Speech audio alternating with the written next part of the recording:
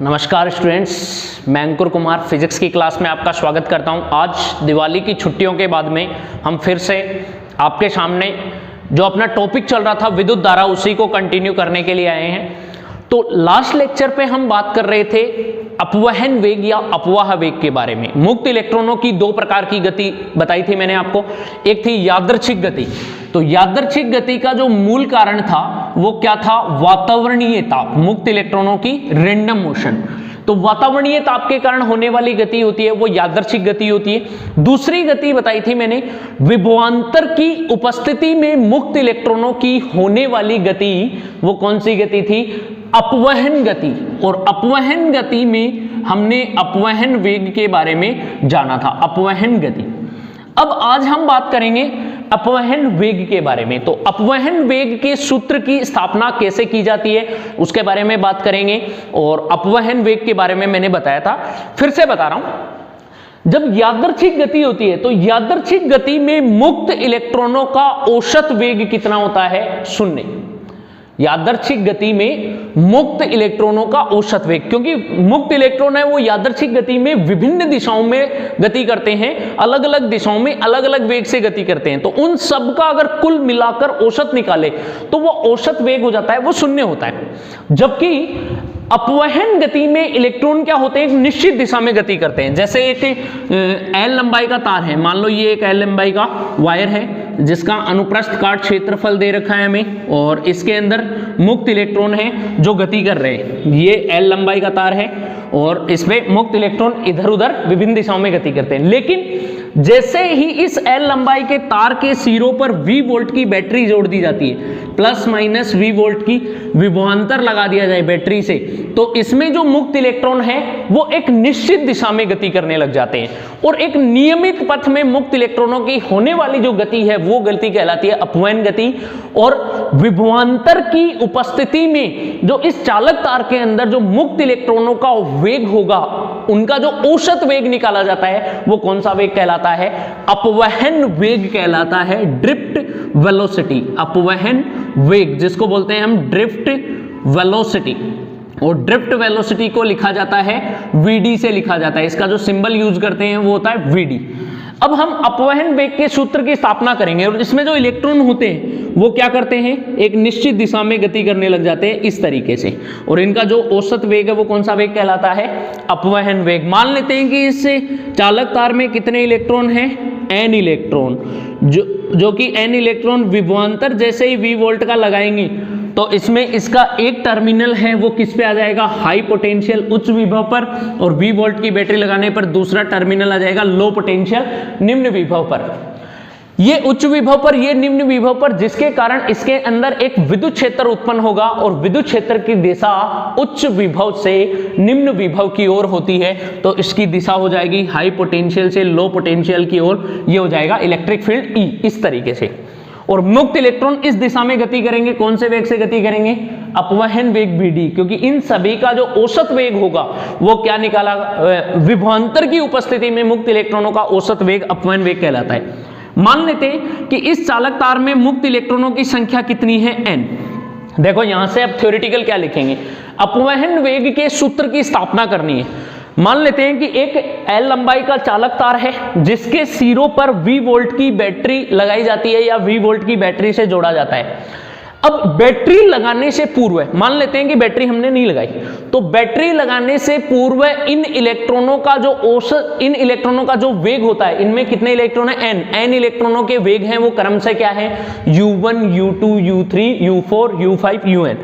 तो बैटरी लगाने से पूर्व मुक्त इलेक्ट्रॉनों के वेग, मुक्त इलेक्ट्रॉन्स के वेग क्रमशः कितने हैं? U1, U2, U3 and so on कितने हैं? UN। क्यों? क्योंकि हमने कितने इलेक्ट्रॉन लिए हैं? n इलेक्ट्रॉन लिए हैं और सभी n इलेक्ट्रॉनों के वेग कितना है? U1 vector, U2 vector, U3 vector, UN vector. अब वेक्टर क्यों लगाया? क्योंकि वेग कैसी राशि है? सदिश राशि, इसलिए हमने ये लगाया। बैटरी जैसे ही इस पे लगा देंगे तो बैटरी लगाते ही ये इलेक्ट्रॉन एक निश्चित दिशा में गति करने लगेंगे और निश्चित दिशा में इनका एक निश्चित वेग होगा जिसको हम कौन सा वेग मान लें? इनका अंतिम वेग। तो बैटरी लगाने के पश्चात बैटरी लगाने के पश्चात मुक्त इलेक्ट्रॉनों के वेग क्रमशः, बैटरी लगाने के पश्चात क्या हो जाएगा, v1 vector comma v2 vector v3 vector and so on, कितने हो गए vn वेक्टर, ये हो गए इनके vn वेक्टर। और ये एक निश्चित त्वरण से गति करेंगे। निश्चित त्वरण से किधर गति करेंगे, जैसे ही विद्युत क्षेत्र आरोपित होगा तो विद्युत क्षेत्र के कारण एक निश्चित त्वरण से, नियत त्वरण से गति करेंगे। और इनका त्वरण, नियत त्वरण क्या होगा, ए वेक्टर इनका नियत त्वरण होगा। तो नियत त्वरण से एक निश्चित दिशा में गति करेंगे, तो गति करने पर ये इलेक्ट्रॉनों पर इनकी निश्चित दिशा में गति होगी, तो नियत त्वरण होने पर हम क्या लगा सकते हैं, न्यूटन की गति के समीकरण। क्योंकि ये बात एक समान त्वरित गति के लिए लागू होगी। न्यूटन की गति के 3 समीकरण होते हैं। पहला समीकरण होता है v बराबर u प्लस at, दूसरा समीकरण होता है s बराबर ut प्लस में 1/2 at स्क्वायर, और तीसरा समीकरण होता है v square minus u square is equals to 2as। और ये तीनों समीकरण कब लागू होंगे, जब गति क्या हो, एक समान त्वरित गति हो, अर्थात कोई कण नियत त्वरण से गतिशील हो। जब कण नियत त्वरण से गतिशील होगा, कांस्टेंट त्वरण से, तब हम लगा सकते हैं गति के समीकरण। तो जैसे ही यहां पे हमने मान लिया कि एक चालक तार में बैटरी लगाने से पूर्व इनके मुक्त इलेक्ट्रॉनों के वेग क्रम से u1 u2 u3 and so on un, क्योंकि n इलेक्ट्रॉनों की संख्या है, और बैटरी लगाने के पश्चात मुक्त इलेक्ट्रॉन एक निश्चित दिशा में नियत त्वरण से गति करते हैं, जिसमें इनका वेग है v1 v2 v3 v and so on vn तक। तो अब हम नियत त्वरण है तो क्या लगा सकते हैं, न्यूटन की गति के प्रथम समीकरण से। तो न्यूटन की गति के प्रथम समीकरण से, पहला समीकरण ही लगा दें, क्योंकि प्रथम समीकरण से हम लगाएंगे तो यहाँ पे, क्योंकि हमारे पास क्या है, प्रारंभिक वेग है और अंतिम वेग है, और प्रारंभिक वेग, अंतिम वेग और त्वरण है, तो वो पहले ही समीकरण में लागू होगा। तो न्यूटन की गति के प्रथम समीकरण से प्रथम इलेक्ट्रॉन के लिए, तो प्रथम इलेक्ट्रॉन के लिए मान लो पहला इलेक्ट्रॉन है, तो पहले इलेक्ट्रॉन का प्रारंभिक वेग कितना है, u1, अंतिम वेग कितना हो जाता है, v1। तो क्या हो जाएगा, v1 वेक्टर बराबर होगा u1 वेक्टर प्लस में a वेक्टर इंटू में। अब समय क्या लिखेंगे, समय आएगा यहाँ पे श्रांति काल, जिसको हम लिखेंगे τ1 से, टो से लिखेंगे τ1, इसको बोलते हैं हम क्या, श्रांति काल, रिलैक्सेशन टाइम। इस पे मैं बात करूंगा कि रिलैक्सेशन टाइम किसे कहते हैं, उसके बारे में भी आपको बताऊंगा। इसी प्रकार दूसरे इलेक्ट्रॉन के लिए, तो दूसरे इलेक्ट्रॉन के लिए लिखेंगे, तो दूसरे इलेक्ट्रॉन के लिए क्या आएगा, v2 वेक्टर बराबर होगा u2 वेक्टर प्लस में a वेक्टर इंटू में τ2। अब आप सोच रहे होंगे कि टो और टो पे, इन पे τ1 τ2 पे वेक्टर क्यों नहीं लगाया, क्योंकि ये समय है, श्रांति काल, रिलैक्सेशन टाइम, और समय अदिश राशि होती है, सदिश राशि नहीं होती है, इसलिए इस पे वेक्टर नहीं आएगा। अब इसी प्रकार nवें इलेक्ट्रॉन के लिए निकालें, इसी प्रकार nवें इलेक्ट्रॉन के लिए, तो nवें इलेक्ट्रॉन के लिए कितना हो जाएगा, vn वेक्टर बराबर होगा un वेक्टर प्लस में a वेक्टर इंटू में τn। ठीक है। अब ये a1 a2 a3 क्यों नहीं लिया, क्योंकि सभी के सभी इलेक्ट्रॉनों का त्वरण है वो क्या रहेगा, कांस्टेंट रहेगा। तो ये सारे के सारे इलेक्ट्रॉनों के लिए इस तरीके से आ जाएगा, τ1 τ2 τ3 τ4 τ5 τn तक एंड सो ऑन, ये सारे के सारे क्या हैं, समय हैं, और समय को हम इस तरीके से लिखेंगे। ठीक है। तो ये आ गए न्यूटन की गति के प्रथम समीकरण से। अब क्या करें, इन सभी समीकरणों को, समीकरण 1 2 और 3 समीकरण, इन सभी समीकरणों को जोड़ने पर, उपरोक्त सभी समीकरणों को जोड़ने पर, उपरोक्त सभी समीकरणों को जोड़ने पर, इनको जोड़ देते हैं। तो इनको जोड़ेंगे तो जोड़ने पर क्या आएगा, सभी जुड़ जाएंगे। तो देखो LHS साइड एक साइड जुड़ जाएगी और RHS वाली एक साइड जुड़ेगी, तो क्या होगा, v1 वेक्टर प्लस में v2 वेक्टर प्लस में एंड सो ऑन, क्योंकि v3 v4 वो भी आते हैं, और कहां तक जाएगा, vn, तो ये हो जाएगा vn वेक्टर बराबर होगा, राइट साइड वाले जोड़ेंगे तो क्या आएगा, u1 वेक्टर प्लस में a वेक्टर इंटू में τ1 प्लस में u2 वेक्टर प्लस में a वेक्टर इंटू में τ2 प्लस में एंड सो ऑन प्लस में un वेक्टर प्लस में a वेक्टर इंटू में τn, ये जुड़ जाएगा यहां से। अब देखो इसमें क्या करना है, अब यहां पर हम लेंगे ये जो u1 u2, क्योंकि सभी प्लस है, ब्रैकेट खोल लेंगे तो u1 u की टर्म्स एक साइड जोड़ लेंगे और यहाँ पे त्वरण a को ले लेंगे हम कॉमन, और टो1 प्लस टो2 और एंड सॉन कहां तक आ जाएगा, टो n तक। तो क्या लिखेंगे इसको हम, इधर वाले को तो ऐसा का ऐसा लिखेंगे, ये आ जाएगा v1 वेक्टर प्लस में v2 वेक्टर प्लस में एंड सॉन प्लस में vn वेक्टर बराबर, इधर से u1 u2 वाले को जोड़ेंगे तो ये आ जाएगा u1 वेक्टर प्लस में u2 वेक्टर प्लस में u3 वेक्टर प्लस में एंड सॉन प्लस में un वेक्टर। ये u1 u2 u3 un तक जुड़ गया। फिर प्लस इनमें से कॉमन क्या ले लेंगे, a वेक्टर ले लेंगे कॉमन, क्योंकि त्वरण कॉमन आ रहा है तो त्वरण आ जाएगा a वेक्टर कॉमन, तो बचेगा क्या यहाँ पे, क्योंकि देखो u1 ये भी प्लस में u2 फिर u3 u4 ये सारे इससे जुड़ जाएंगे। फिर ये बच गए इधर वाले, ये a वेक्टर टो वाले, तो a वेक्टर आ गया कॉमन, तो इधर से क्या बच रहा है, टो1 प्लस में टो2 प्लस में एंड सॉन प्लस में कहां तक जाएगा, टो n तक जाएगा। तो ये बन के आ रहा है यहां पे। क्लियर है? तो इस तरीके से हम क्या करते हैं, इनको बना लेंगे, सभी समीकरणों को जोड़ देंगे। अब हमने एक बात सीखी है, आपको लास्ट वीडियो लेक्चर में भी मैंने बताया था, जो कि आप देख सकते हैं। अब इस लेक्चर में भी मैं थोड़ा सा आपको बताता हूं कि जब यादृच्छिक गति होती है, यादृच्छिक गति मतलब विभवांतर की अनुपस्थिति, बैटरी लगाने से पूर्व इलेक्ट्रॉनों का जो औसत वेग होता है, इलेक्ट्रॉन्स का कौन सा औसत वेग, वो कितना होता है, 0। कब, बैटरी लगाने से पूर्व। जबकि बैटरी लगाने के पश्चात कौन सी गति होती है, अपवयन गति, और अपवयन गति में मुक्त इलेक्ट्रॉनों का जो औसत वेग है वो क्या कहलाता है, अपवयन वेग कहलाता है, जिसको बोलते हैं ड्रिफ्ट वेलोसिटी। तो यहां पर हमें इनका औसत निकालना है, तो औसत निकालने के लिए हम क्या दे दें, इलेक्ट्रॉनों की संख्या का भाग दे दें, क्योंकि औसत कैसे निकाला जाता है, राशियों का योग बटे राशियों की संख्या। तो देखो राशियों का योग तो हो रहा है, अब राशियों की संख्या का भाग दे दें, तो इलेक्ट्रॉनों की संख्या n से भाग देने पर, इलेक्ट्रॉन्स की संख्या कैपिटल N से भाग देने पर, तो इससे भाग दे देते हैं पूरे समीकरण में, इसमें भाग देंगे इधर, तो क्या बनेगा, ये यहां से ये बनेगा v1 वेक्टर प्लस में v2 वेक्टर प्लस में एंड सॉन प्लस में vn वेक्टर बटे में कैपिटल N हो गया। फिर is equals to u1 vector plus में u2 वेक्टर प्लस में एंड सॉन प्लस में un वेक्टर बटे में कैपिटल N। फिर प्लस में a वेक्टर इंटू में टो1 प्लस में टो2 प्लस में एंड सॉन प्लस में टो n बटे में कैपिटल N। तो ये इस तरीके से बन रहा है, तो ये n का भाग दे दिया हमें, ये बन गया। अब देखो ये क्या है, v, ये वाला क्या आ रहा है, ये आ रहा है बैटरी लगाने के पश्चात मुक्त इलेक्ट्रॉनों के वेगों का औसत, क्योंकि बैटरी लगाने के पश्चात वेग कितने हैं, v1 v2 v3, और इन सब का योगफल बटे राशियों की संख्या।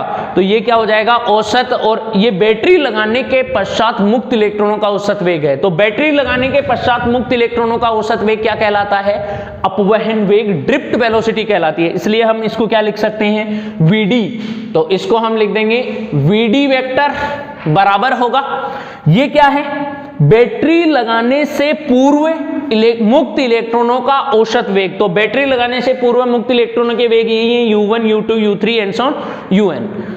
तो इन सभी वेगों का औसत निकालेंगे तो राशियों का योग बटे राशियों की संख्या, औसत निकल गया। तो ये कितना होता है, बैटरी नहीं लगाने से, बैटरी लगाने से पूर्व है, मतलब कौन सी गति, यादृच्छिक गति, बैटरी नहीं लगाई हमने, तो बैटरी नहीं लगाने पर यादृच्छिक गति का औसत वेग कितना होता है, 0। तो इस सब का मान कितना हो जाएगा, 0। फिर प्लस में ये क्या है, a वेक्टर ऐसा का ऐसा इनटू में, और ये किसका औसत है, ये है श्रांति काल, मतलब प्रत्येक टक्कर में लगे समय का औसत। तो इसको बोलते हैं श्रांति काल, रिलैक्सेशन टाइम किससे लिखेंगे, टो से लिखेंगे। तो यहां से क्या आ रहा है, अपवहन वेग, अतः अपवहन वेग vd बराबर आ रहा है, vd वेक्टर बराबर है a वेक्टर इनटू में टो, ये बन के आ रहा है यहां से, ठीक है, ये टाउ है।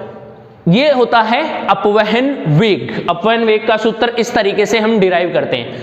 अब बात ये आती है कि ए वेक्टर को कैसे लिखें, त्वरण को। तो त्वरण मैंने लास्ट लेक्चर में आपको बताया था कैसे निकालते हैं। क्यों?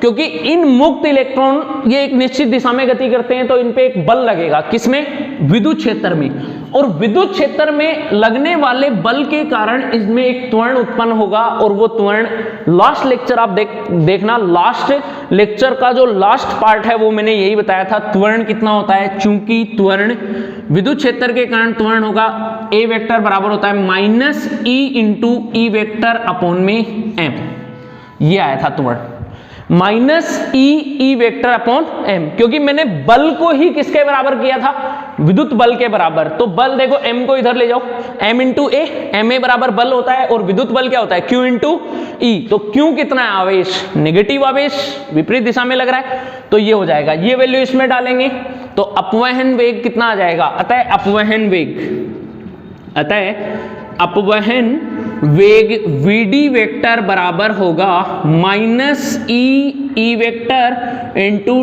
टो अपॉन में एम, टो अपॉन में एम, यह आता है अपवहन वेग।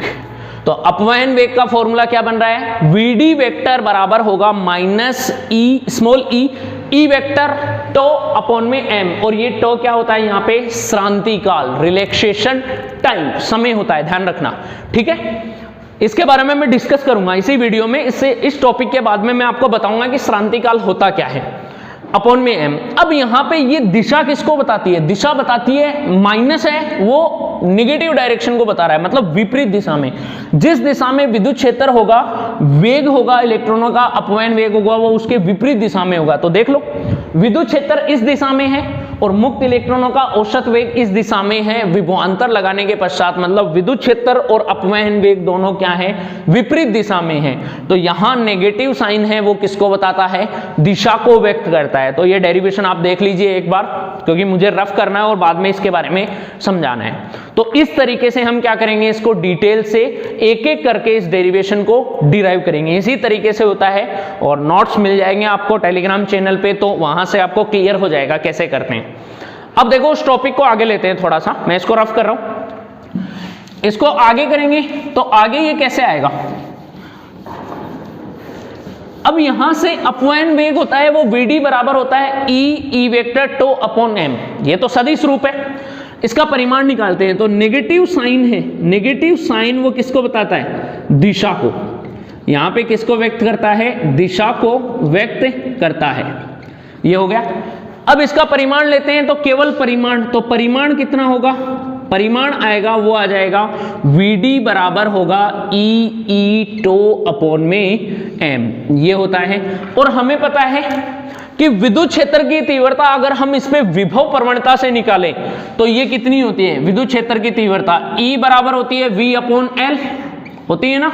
विद्युत क्षेत्र की तीव्रता विभव प्रवणता से निकालते हैं तो पोटेंशियल अपॉन में डिस्टेंस। देखो विभव प्रवणता, विभव प्रवणता मतलब ऊपर लिया जाता है विभव और नीचे क्या ली जाती है, लंबाई। और मैंने आपको बताया हुआ है कि अगर किसी भी भौतिक राशि की आप प्रवणता निकालते हो तो वो दूरी या लंबाई के सापेक्ष ली जाती है। तो देख लो लंबाई आ रही है तार की L, मतलब किसकी प्रवणता ले रहे हैं, विभव की, किसके सापेक्ष, प्रवणता लंबाई के सापेक्ष, तो v अपॉन l विभव प्रवणता, और विभव प्रवणता ही किसके बराबर होती है, विद्युत क्षेत्र की तीव्रता के बराबर होती है। तो यहाँ पे विद्युत क्षेत्र की तीव्रता की वैल्यू v अपॉन रखेंगे तो अपवहन वेग कितना आ जाएगा, तो अपवहन वेग होगा वो vd बराबर ई वी टो अपॉन में ml, ये अपवहन वेग यहां से निकल के आता है। और नेगेटिव साइन किसको बताता है, यहाँ पे दिशा को व्यक्त करता है कि अपवहन वेग होता है वो विद्युत क्षेत्र के विपरीत दिशा में होता है। तो इस प्रकार से हम अपवहन वेग को डिराइव कर सकते हैं और अपवहन वेग ही आएगा।